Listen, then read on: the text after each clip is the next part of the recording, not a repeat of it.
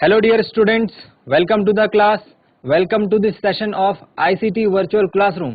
Students, मेरा नाम है Rajesh Chamola, teacher science ICT virtual classroom Dehradun से। और आज की क्लास में हम लोग डिस्कस करने वाले हैं क्लास 10th साइंस के चैप्टर नंबर 1, जिसका नाम है रासायनिक अभिक्रियाएं एवं समीकरण। इसकी चैप्टर की एक्सरसाइज को भी हम आज कंसिडर करेंगे। एक्सरसाइज को करने से पहले लास्ट के जो कुछ टॉपिक्स हैं उनके बारे में कुछ पॉइंट्स हमको नोट डाउन करने हैं बच्चों, उनको भी हम आज की क्लास में नोट डाउन करेंगे। मेनली आज की क्लास में हमारा फोकस इस चैप्टर की एक्सरसाइज के ऊपर रहेगा। डियर स्टूडेंट्स, चैप्टर 1 में हम लोगों ने जो कुछ सीखा वो आपके बोर्ड एग्जाम के पॉइंट ऑफ व्यू से इम्पोर्टेंट रहने वाला है। डियर स्टूडेंट्स, तो आप लोग इस बात को ध्यान रखें कि जो जो छोटी छोटी चीजें मैंने यहाँ पर आपको बताई थी उनको आप जरूर नोट डाउन अपनी नोटबुक में रखें और उनको continuously time to time revise करते रहें। आज की क्लास में हम लोग क्या बात करने वाले हैं, सबसे पहले लास्ट के जो 2 टॉपिक्स थे जिसमें कि हम देख रहे थे डेली लाइफ में उपचयन किस प्रकार से होता है, यानी oxidation in our daily life, वो उसके लिए 2 फिनोमिनाज हमने देखे थे। पहला फिनोमिना है संक्षारण, दूसरा फिनोमिना है विकृत गंधिता। पहला फिनोमिना है corrosion, second phenomena is rancidity. संक्षारण में मैंने आपको बताया था जब कोई धातु पर जंग लगता है तो इस घटना को संक्षारण कहते हैं। और इसमें हमने धातु जैसे अनेक धातु जैसे लोहा हो गया, तांबा हो गया, चांदी हो गया, इन पर जंग लगना हमने ये देखा था कि हम देखते हैं अपने अमूमन आसपास कि जब कोई लोहे की वस्तु होती है तो उस पर जंग लगता है। जब कोई तांबे की, जब किसी ने चांदी की अंगूठी पहनी हो या फिर चांदी की चेन पहनी हो, चांदी का आभूषण पहना हो, तो कुछ टाइम बाद आप देखेंगे कि वो काला पड़ जाता है। वो इस संक्षारण की प्रक्रिया के कारण ही है। इसके अलावा विकृत गंधिता में हमने देखा था कि जब हम तेल एवं वसायुक्त खाद्य पदार्थ बनाते हैं, कुछ ऐसा खाद्य पदार्थ बनाते हैं जो ज्यादा तले हुए होते हैं, ज्यादा भुने हुए होते हैं, इनमें कुछ समय के बाद यदि इनको रख दिया जाए तो इनकी गंध बदल जाती है। इस घटना को विकृत गंधिता यानी रेंसिडिटी कहते हैं। डियर स्टूडेंट्स, इसी टॉपिक को हम आज करते हैं कंटिन्यू। जो मेन इंपॉर्टेंट पॉइंट्स हैं उनको पहले करते हैं नोट डाउन और फिर सीधे चलते हैं इस चैप्टर की एक्सरसाइज के ऊपर। तो मैं उम्मीद करता हूं आप सबके सब फिट, फाइन और हेल्दी होंगे एंड बिल्कुल रेडी होंगे क्लास के लिए। आप लोग अपनी पोजीशंस ले चुके होंगे, कॉपी और पेन आपके हाथ में होगा। आप अपना ध्यान स्क्रीन पर बनाकर रखिए स्टूडेंट्स। हम चलते हैं स्मार्ट बोर्ड की स्क्रीन पर। सो डियर स्टूडेंट्स, आज की क्लास में हम लोग डिस्कस करने वाले हैं सबसे पहले 2 टॉपिक्स को जो कि कल की क्लास में, अपनी पिछली क्लास में हमने छोड़ दिए थे। दैनिक जीवन में उपचयन, जिसमें आप नंबर 1 हेडिंग डालिए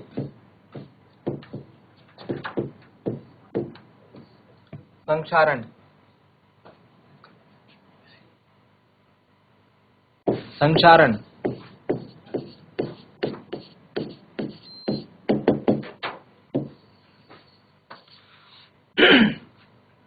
संक्षारण की घटना में हम लोग कुछ पॉइंट्स नोट डाउन करते हैं। संक्षारण हम कब कहते हैं कि संक्षारित हुई है वस्तु, जब कोई धातु, जैसे ब्रैकेट में लिख लीजिए, जैसे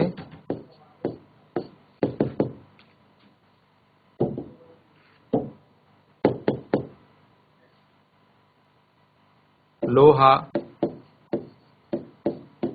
तांबा, चांदी आदि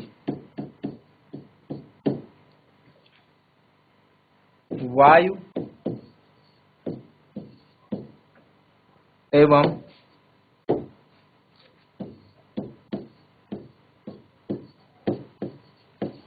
नमी के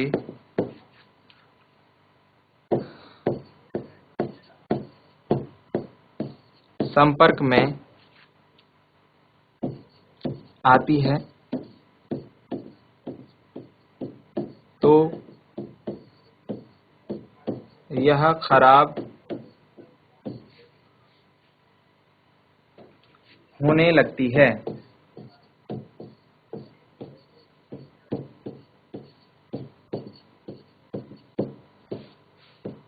तो यह खराब होने लगती है।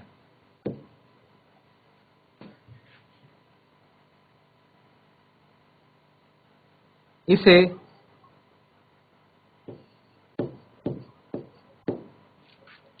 धातु का संक्षारित होना कहते हैं।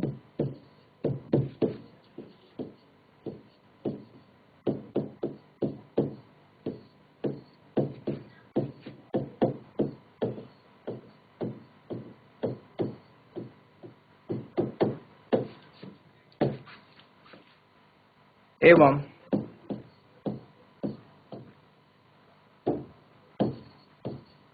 यह घटना संक्षारण कहलाती है।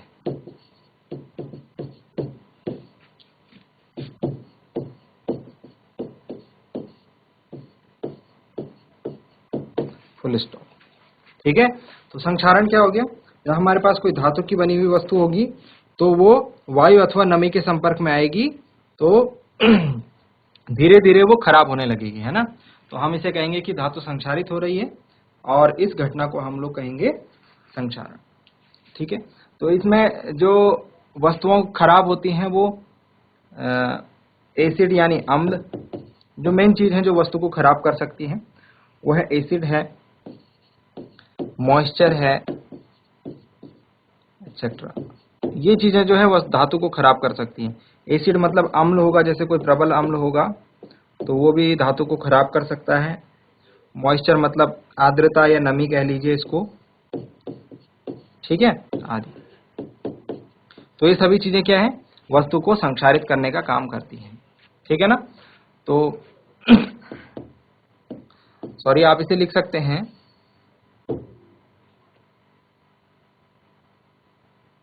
कोरोजन से क्या होता है, संक्षारण के कारण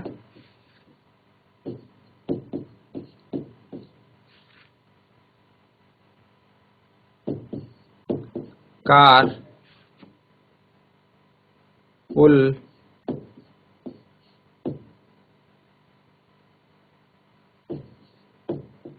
लोहे की रेलिंग्स,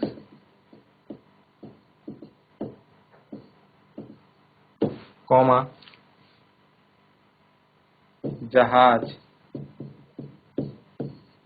आदि खराब होने लगते हैं। क्यों होने लगते होंगे? क्योंकि ये सभी क्या हैं, ये सभी धातु की बनी हुई है। ये सभी क्या है, धातु की बनी हुई है और ये सभी किसी न किसी कारण वायु और नमी के संपर्क में। देखो पुल कहाँ पर बनता है, जहां पर नीचे पानी होता है ना। तो पानी है मतलब पुल जो है, पुल के ऊपर बरसात वगैरह गिरेगी तो ये पानी के संपर्क में आ सकता है और वायु के संपर्क में तो है ही। ठीक है, तो इस प्रकार की सारी चीजें जो है इनके खराब होने का खतरा है। ठीक है। तो इससे निपटने के लिए हम लोग क्या क्या काम करते हैं, आपने देखा होगा कि जब आपके घर में लोहे की बनी हुई कोई वस्तु लाई जाती है यूज करने के लिए, जैसे लोहे की रेलिंग्स है, तो उस पर आप लोग पेंट लगाते हैं। ठीक है, पेंट लगाने का क्या कारण है? पेंट लगाने का कारण ये है कि वो जो धातु है उसको वायु और नमी के संपर्क में ना आने दिया जाए, है ना। पेंट की जो लेयर आप लगाते हैं, पेंट की जो परत आप उसके ऊपर चढ़ा देते हैं, वो उस धातु को वायु और नमी से दूर रखता है। ठीक है।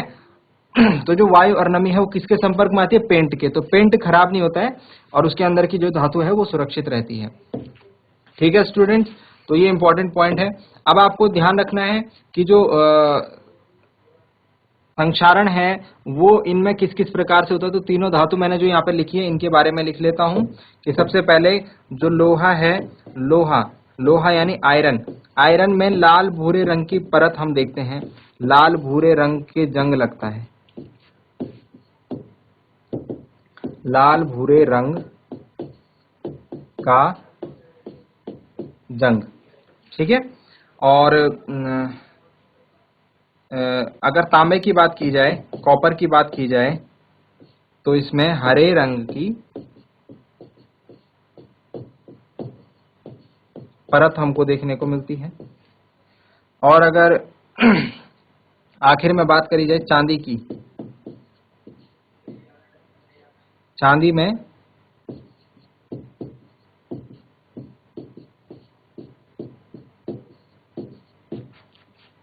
काले रंग की परत का निर्माण हो जाता है।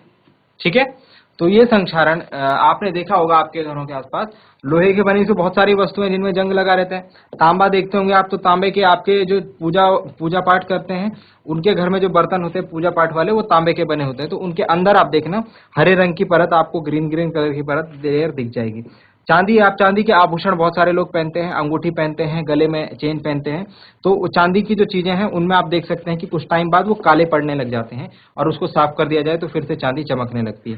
तो ये काले रंग की परत और कुछ नहीं बल्कि उसमें संक्षारण है। ठीक है, तो ये हो गया संक्षारण, इसको आप पूरा शब्दों में नोट डाउन कर लीजिए। ठीक। नेक्स्ट हम लोग सेकंड नंबर पर डिस्कस करने जा रहे हैं रेंसिडिटी,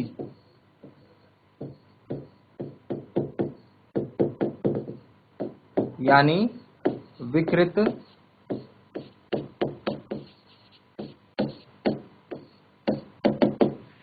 गंधिता।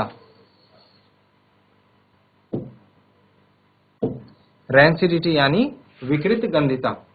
विकृत गंधिता में देखिए बच्चों, विकृत गंधिता में क्या होता है, विकृत गंधिता में आप नंबर 1 पॉइंट लिखेंगे कि विकृत गंधिता में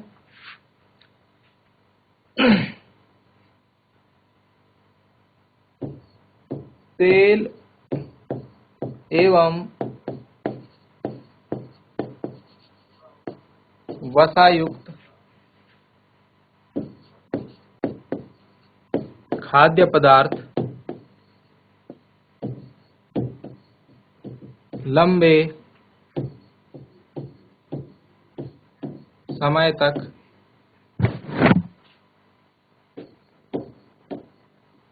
रखे जाने पर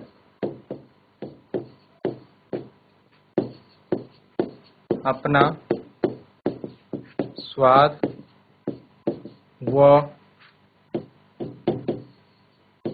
गंध बदल देते हैं। ठीक है, तेल एवं वसायुक्त खाद्य पदार्थ लंबे समय तक रखे जाने पर अपना स्वाद व गंध बदल देते हैं। इसे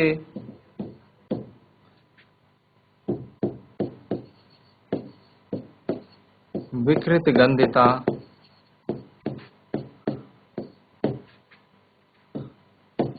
कहा जाता है।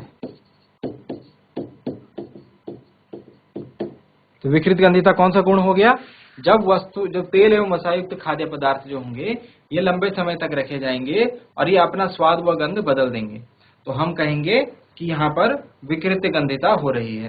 ठीक है, अब विकृत गंधिता होने से बचाने के लिए, इससे बचने के लिए, कैसे बचा जाए इससे बचने के लिए खाद्य पदार्थों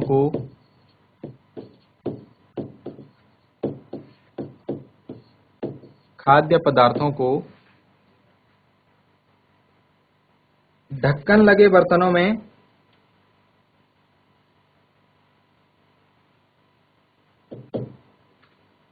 इसमें 2-3 पॉइंट लिखिए। नंबर 1, खाद्य पदार्थों को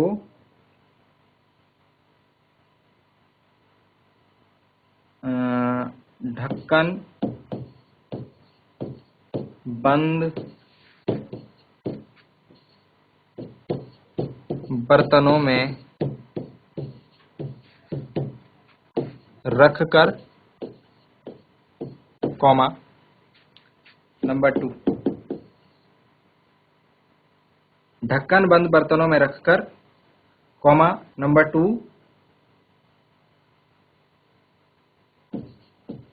प्रति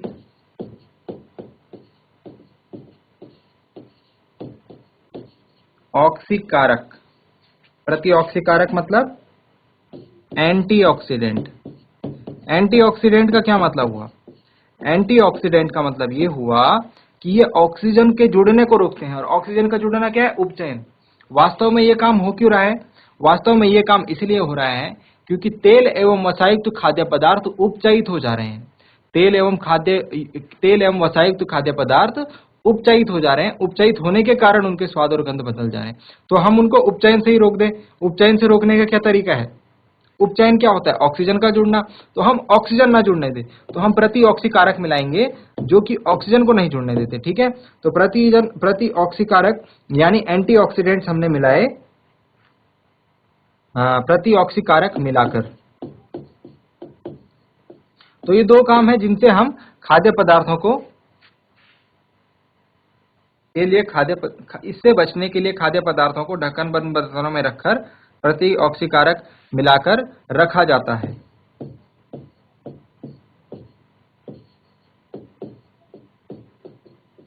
ठीक हो गया, बात समझ में आ गई। तो ये हो गया हमारा विकृत गंधिता। विकृत गंधिता से हमने कैसे बचा है। अब एक और आपको इसमें इंपॉर्टेंट पॉइंट याद रखना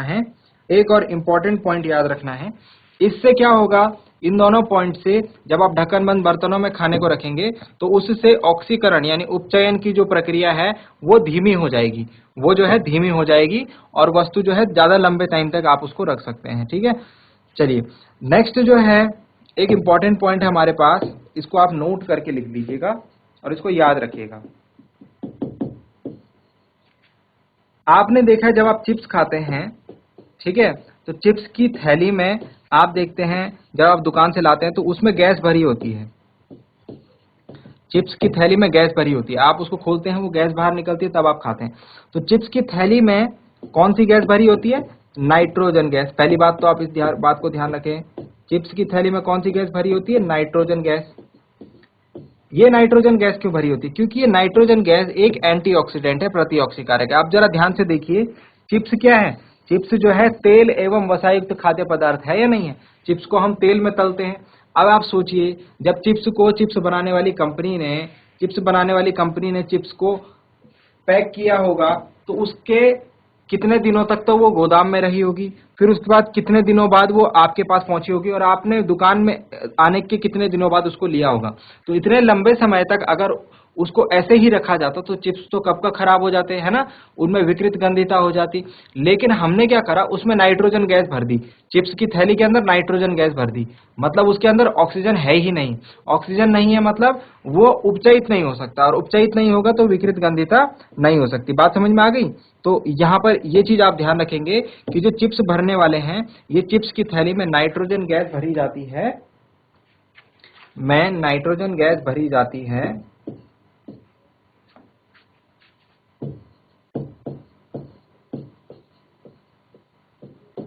ताकि चिप्स विकृत गंधी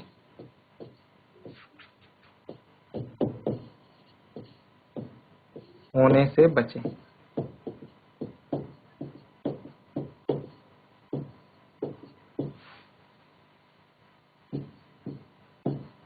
तो आप अगर चिप्स लेने जा रहे हैं और एक आपको पैकेट ऐसा दिखता है कि जिसकी थैली में छेद है, जिसके अंदर गैस नहीं है, तो आपको उस चिप्स को लेने से बचना चाहिए, क्योंकि हो सकता है कि वो विकृत गंधी हो चुके हों, हो सकता है कि उनके स्वाद और गंध बदल चुके हों, तो आपको वो खाना नहीं खाना चाहिए। ठीक है, तो नाइट्रोजन गैस भरी जाती है क्योंकि चिप्स जो है विकृत गंधी होने से बचाना है उन्हें। ठीक हो गया। तो ये पॉइंट थे बच्चों आज के दो जो हमारे रह गए थे अपनी पिछली क्लास में। अब जल्दी से इन्हें नोट डाउन कर लीजिए और हम लोग आते हैं एक्सरसाइज की तरफ।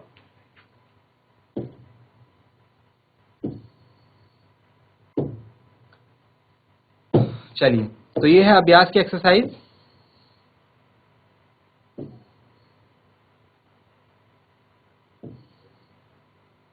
चैप्टर नंबर 1 का अभ्यास। इसमें क्या पहला पॉइंट जो दिया गया है आपको दिख रहा होगा। ठीक है, मैं इसका साइज थोड़ा इंक्रीज कर लेता हूं।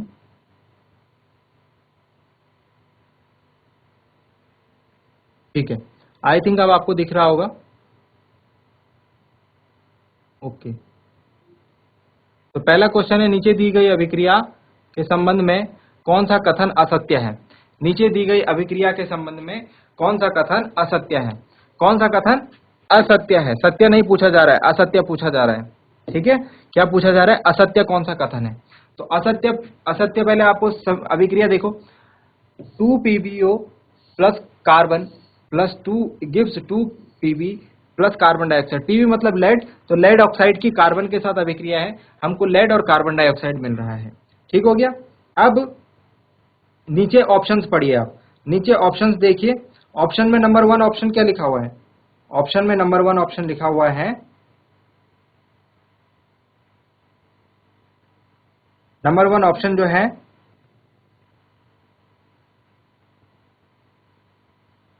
ओके ठीक है, नंबर 1 ऑप्शन है कि शीशा अपचयित हो रहा है। शीशा मतलब लेड, ओके, शीशा मतलब पीबी की बात करी जा रही है, पीबी अपचयित हो रहा है, ठीक है। नंबर 2 है कार्बन डाइऑक्साइड उपचयित हो रहा है। तो पहले देखिए शीशा अपचयित हो रहा है, अपचयित होने का मतलब, अपचयित मतलब ऑक्सीजन का हटना। तो आप देखिए अभिक्रिया के पहले यहां पर पीबी के साथ क्या है, ओ है, ठीक है। अब आप देखिए कि अभिक्रिया के बाद पीबी से ओ हट चुका है, तो सही बात है, शीशा तो अपचयित हो रहा है, उससे ऑक्सीजन हट रहा है, मतलब ये सत्य है, ठीक है। इस पर हम राइट का टिक लगा देते हैं, जो सत्य है उस पर हम राइट का टिक लगा देंगे, इस पर राइट का टिक लगा दिया, ठीक। अब सेकंड पार्ट है, कार्बन डाइऑक्साइड उपचयित हो रहा है। कार्बन डाइऑक्साइड उपचयित होने का मतलब ऑक्सीजन का जुड़ना, ऑक्सीजन का जुड़ना, ठीक है। अब देखिए सेकंड पॉइंट देखिए, ऑक्सीजन किसके साथ जुड़ रहा है? ऑक्सीजन जुड़ रहा है कार्बन के साथ। ऑक्सीजन किसके साथ जुड़ रहा है? ऑक्सीजन जुड़ रहा है कार्बन के साथ। तो यहां पर अपचयित कौन लिखा हुआ, क्या है? उपचयित कौन हो रहा है? Carbon dioxide.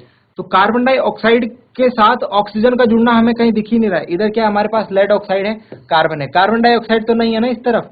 ये कह रहा है कार्बन डाइऑक्साइड उपचयित हो रहा है। बात को समझे, कार्बन डाइऑक्साइड तो इस तरफ है, कार्बन डाइऑक्साइड उत्पाद में है। अभिकारक में कौन कौन है? अभिकारक में कार्बन है और लेड ऑक्साइड है। तो ये कह रहे हैं कार्बन डाइऑक्साइड उपचयित हो रहा है, उपचयित नहीं हो रहा है क्योंकि यहाँ कार्बन डाइऑक्साइड अभिकारक में है नहीं, तो ये असत्य है, ठीक है। हमको असत्य मिल गया। तीसरा चेक करते हैं, कार्बन उपचयित हो रहा है। तीसरा ऑप्शन है कार्बन अपचयित हो रहा है या उपचयित हो रहा है। आई थिंक ये इसमें मिस प्रिंट है। चलिए जो हमको दिख रहा है उसके हिसाब से हम कर लेते हैं। कार्बन उपचयित हो रहा है। उपचयित मतलब ऑक्सीजन का जुड़ना, उपचयित मतलब ऑक्सीजन का जुड़ना। कार्बन में ऑक्सीजन जुड़ रहा है क्या? बिल्कुल जुड़ रहा है। इधर कार्बन अकेला है और इधर उसमें ऑक्सीजन जुड़ रहा है। एक मिनट पहले इसको मिटा लेते हैं, काफी सारा यहाँ पर लाइन्स हो गई तो आपको समझ नहीं आ रहा होगा, ठीक है। चलिए, तो ऑक्सीजन जुड़ रही है, ठीक है, मतलब कार्बन उपचयित हो रहा है, ठीक है, गुड। तो कार्बन में ऑक्सीजन जुड़ रही है इसीलिए कार्बन उपचयित हो रहा है, ये भी राइट है, ठीक है ना। देख रहे हैं आप, ये कार्बन है, इसमें ऑक्सीजन जुड़ गई, कार्बन डाइऑक्साइड बन गया, ठीक। अब इसके बाद लास्ट जो है, last option is lead oxide अपचयित हो रहा है। लेड ऑक्साइड ये रहा और यहाँ पर ये क्या बन गया? लेड। तो अपचयन क्या होता है? ऑक्सीजन का हटना। तो बिल्कुल हम देख रहे हैं यहाँ से ऑक्सीजन थी इसके साथ और यहाँ पर ऑक्सीजन नहीं है, तो ये डी वाला ऑप्शन भी राइट है। हमारे पास ऑप्शन क्या क्या है? हमारे पास ऑप्शंस क्या क्या है? हमारे पास ऑप्शंस हैं ए एवं बी, ए एवं सी, ए बी सी और सभी। तो स्टूडेंट्स यहाँ पर हमको देखने को मिल रहा है, लास्ट वाला जो डी वाला ऑप्शन है इसको जरा एक बार दोबारा पढ़ेंगे। लेड ऑक्साइड अपचयित हो रहा है। अपचयित कौन हो रहा है? शीशा। अच्छा, ऊपर हमने देखा था अपचयित शीशा हो रहा था, तो this statement is also incorrect. अब नीचे मैच कीजिए, कौन बी एवं डी वाला कौन सा ऑप्शन है? बी एवं डी वाला कौन सा ऑप्शन है? बी एवं डी वाला ऑप्शन नहीं है हमारे पास, ठीक है। कौन सा कथन असत्य है छांटना था हमें, तो बी एवं डी। इसीलिए क्योंकि इसमें एक मिसप्रिंट है बच्चों, यहाँ पर अपचयित होना चाहिए था, कार्बन अपचयित हो रहा है, ठीक है। बाकी आप क्वेश्चन समझ लीजिए, एग्जाम में मिसप्रिंट नहीं आएगी, मिसप्रिंट आएगी तो आपको पूरा मार्क्स मिलेगा, ठीक है। क्वेश्चन समझ गए? उपचयित होना अपचयित होना कैसे पता लगेगा? अगर ऑक्सीजन जुड़ा तो उपचयित हो रहा है और अगर ऑक्सीजन हटा तो अपचयित हो रहा है, ठीक है। यहाँ पर कार्बन डाइऑक्साइड उपचयित नहीं हो रहा है, ये बात ध्यान रखना, क्योंकि अभिकारक में कार्बन डाइऑक्साइड नहीं है। चलिए नेक्स्ट चलते हैं हम सेकंड क्वेश्चन के ऊपर। सेकंड क्वेश्चन में क्या लिखा हुआ है? एक रिएक्शन लिखी हुई है, Fe2O3 plus 2Al gives Al2O3 plus 2Fe। Iron oxide है और उसके साथ एल्यूमिनियम की अभिक्रिया है, एल्यूमिनियम का ऑक्साइड बन रहा है और आयरन हमको अलग से देखने को मिल रहा है। ऊपर दी गई अभिक्रिया किस प्रकार की है? संयोजन अभिक्रिया, द्विविस्थापन अभिक्रिया, वियोजन अभिक्रिया, विस्थापन अभिक्रिया। तो ये हमको देखने को मिल रहा है, आप इसमें देख रहे हैं यहाँ पर आयरन का ऑक्साइड था और यहाँ पर एल्यूमिनियम का ऑक्साइड, मतलब आयरन की जगह किसने ले ली? एल्यूमिनियम ने ले ली। तो जब कोई तत्व दूसरे तत्व को उसके यौगिक से विस्थापित कर लेता है तो हम इस अभिक्रिया को क्या कहते हैं? विस्थापन अभिक्रिया। तो इसका आंसर होगा, इसका राइट आंसर होगा डी। ठीक है, 2 क्वेश्चन समझ में आ गए? ठीक है, गुड। पहले क्वेश्चन को जो डाउट है आपको, मुझे लग रहा है पहले क्वेश्चन के ऊपर कुछ डाउट है, तो उसको हम क्लियर कर लेंगे, उसको हम क्लियर कर लेंगे क्योंकि इसमें क्वेश्चन में मिसप्रिंट है थोड़ा बहुत। हाँ, चलिए नेक्स्ट, अगर क्वेश्चन कुछ इस प्रकार से होता, पहले क्वेश्चन के ऊपर ऐसे आता हूं मैं। अगर क्वेश्चन कुछ इस प्रकार से होता, निम्नलिखित में से कौन सा कथन सत्य है? निम्नलिखित में से कौन सा कथन सत्य है? तो हमारा सत्य ये और ये आ रहा था, ये और ये असत्य आ रहा था, तो ए एवं सी हमारा आंसर होता। अगर यहाँ लिखा होता कौन सा कथन सत्य है, ठीक है, लेकिन लिखा हुआ है यहाँ असत्य कौन सा है, तो असत्य वाला हमारा ऑप्शन बन नहीं रहा है यहाँ पे, तो अभी के लिए इस क्वेश्चन को छोड़ देते हैं। चलिए नेक्स्ट क्वेश्चन के ऊपर चलते हैं। इतना तो समझ में आ गया होगा आपको, इतना तो समझ में आ गया होगा। चलिए थर्ड क्वेश्चन ये है, थर्ड क्वेश्चन आपके पास ये रहा स्क्रीन के ऊपर।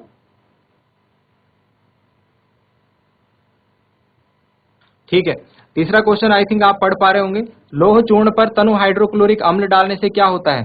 सही उत्तर पर निशान लगाइए। जब लोहे के चूर्ण पर तनु हाइड्रोक्लोरिक अम्ल डालते हैं तो क्या होता है? तो ये रहा लोहे का चूर्ण, लोहे के चूर्ण में क्या होगा? लोहा होगा, उसके ऊपर तनु हाइड्रोक्लोरिक अम्ल डाला मतलब HCl डाला। तो जब ये अभिक्रिया होती है, जब ये अभिक्रिया होती है, लोहे के चूर्ण पर तनु हाइड्रोक्लोरिक अम्ल डाला जाता है, तो हम देखते हैं कि यहां पर FeCl3 बनता है और हाइड्रोजन गैस निकलती है। ठीक है, तो आयरन का क्लोराइड बनता है और हाइड्रोजन गैस निकलती है।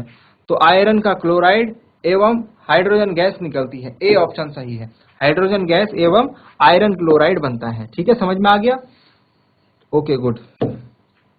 संतुलित रासायनिक समीकरण क्या है? रासायनिक समीकरण को संतुलित करना क्यों आवश्यक है, ये मैंने आपको बताया। संतुलित रासायनिक समीकरण वो समीकरण होती है जिसमें उत्पादों, अभिकारक एवं उत्पाद के दोनों तरफ से जो प्रत्येक तत्व है उसके प्रत्येक परमाणु की संख्या बराबर होनी चाहिए। ठीक है, अभिकारक एवं उत्पाद के दोनों तरफ के तत्वों के परमाणुओं की संख्या बराबर होनी चाहिए, याद रहेगा? ठीक है, निम्न कथनों को रासायनिक समीकरण के रूप में परिवर्तित कर उन्हें संतुलित कीजिए। तो नाइट्रोजन हाइड्रोजन गैस से संयोग करके अमोनिया बनाता है। नाइट्रोजन और हाइड्रोजन, हाइड्रोजन ये रहा और नाइट्रोजन ये रहा और अमोनिया बन गया NH3। इस प्रकार से होती है पहली अभिक्रिया। इसको बैलेंस कर लेंगे, इसको बैलेंस कर लेंगे, यहाँ पर 2 कर दीजिए, यहाँ पर 3 कर दीजिए, ये बैलेंस हो गया। ठीक है, नाइट्रोजन और हाइड्रोजन संयोग करके अमोनिया बनाता है, ये पहले का आंसर है। हाइड्रोजन सल्फाइड गैस का वायु में दहन होने पर जल एवं सल्फर डाइऑक्साइड, अब देखो हाइड्रोजन सल्फाइड गैस का वायु में दहन, इतना पढ़ूंगा मैं सिर्फ। तो हाइड्रोजन सल्फाइड हो गया H2S, और वायु में दहन का मतलब ऑक्सीजन के साथ अभिक्रिया, वायु में दहन का मतलब ऑक्सीजन के साथ अभिक्रिया। क्या बनता है? जल एवं सल्फर डाइऑक्साइड। तो जल हो गया H2O, सॉरी जल को हम बाद में लिखते हैं, सल्फर डाइऑक्साइड SO2 प्लस जल H2O। अभी अभिक्रिया संतुलित कर लीजिए, ये समीकरण संतुलित कर लीजिए। ये समीकरण संतुलित किस प्रकार से करेंगे आप? ओके,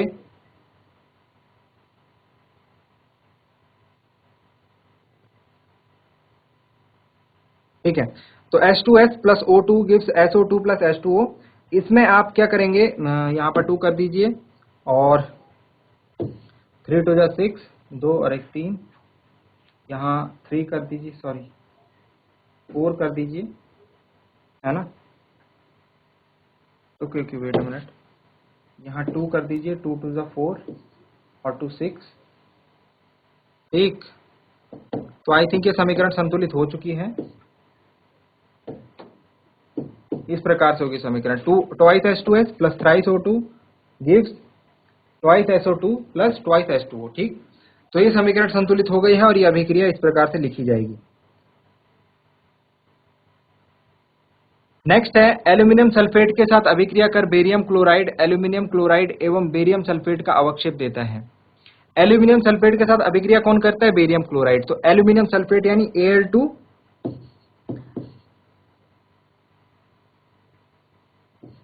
SO4 का होल थ्राइस, इसके साथ अभिक्रिया कौन करता है? इसके साथ अभिक्रिया करता है बेरियम क्लोराइड। ओके, तो बेरियम क्लोराइड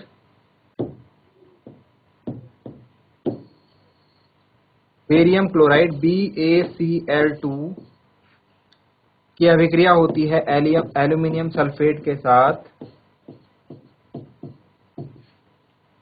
तो एल्यूमिनियम क्लोराइड एवं बेरियम सल्फेट का अवक्षेप बनता है। तो बेरियम सल्फेट का अवक्षेप BaSO4 और अवक्षेप के ऊपर कौन सा निशान लगाते हैं, ऐसा नीचे वाला एरो, और क्या बनता है एल्यूमिनियम क्लोराइड AlCl3। ये हो गई आपकी अभिक्रिया, ठीक है। BaSO4 प्लस AlCl3 बनेगा। अब इसको संतुलित कर लीजिए। इसको संतुलित करने के लिए यहाँ पर 3 लगा दीजिए, यहाँ पर 2 लगा दीजिए, तो ये संतुलित हो जाएगी। ओके ठीक है, Ba ओके, यहाँ भी 3 लगा दीजिए। चलिए, तो ये हो गया तीसरे क्वेश्चन का आंसर। नेक्स्ट लास्ट क्वेश्चन है, पोटेशियम धातु जल के साथ अभिक्रिया करके पोटेशियम हाइड्रोक्साइड, पहले आधा पढ़ते हैं। पोटेशियम धातु जल के साथ अभिक्रिया, तो पोटेशियम धातु और जल के साथ अभिक्रिया, ठीक है। ये क्या देता है, पोटेशियम हाइड्रोक्साइड एवं हाइड्रोजन गैस। तो पोटेशियम हाइड्रोक्साइड मतलब KOH और हाइड्रोजन गैस मतलब H2। गैस है तो ऊपर का निशान लगाएंगे, ठीक है। गैस है तो ऊपर वाला एरो लगाएंगे। इसको संतुलित कर लीजिए, तो ट्वाइस कर लेते हैं, इसे ट्वाइस कर लेते हैं, और इसे भी ट्वाइस कर लेते हैं। तो आई थिंक ये बैलेंस हो जाएगी। देखिए, समीकरण संतुलित करना मैंने स्टार्टिंग में आपको बताया था, और ये बोला था कि समीकरण संतुलित करने की ज्यादा से ज्यादा प्रैक्टिस आप करना। ज्यादा से ज्यादा प्रैक्टिस करेंगे तो आपको 4 या 5 सेकंड लगेंगे समीकरण को संतुलित करने में। सो डियर स्टूडेंट्स, आज के लिए इतना ही। समय की कमी के कारण आज की क्लास को यहीं पर रोकते हैं, और अगली क्लास को ठीक यहीं से करेंगे स्टार्ट। आज की क्लास में जो जो बातें बताई गई, मैं उम्मीद करता हूं आपको उनको सीखने में मजा आया होगा और आपने आज कुछ नया जरूर सीखा होगा। अगली क्लास में हम एक नया और इंटरेस्टिंग टॉपिक के साथ करेंगे शुरुआत। आज के लिए इतना ही, और उम्मीद करता हूं कि आप घर से एक बार इसको जरूर रिवाइज करेंगे। अगली क्लास में मिलते हैं स्टूडेंट्स एक नए और इंटरेस्टिंग टॉपिक के साथ। क्लास से जुड़ने के लिए आप सभी का बहुत बहुत धन्यवाद। Thank you very much and have a nice day.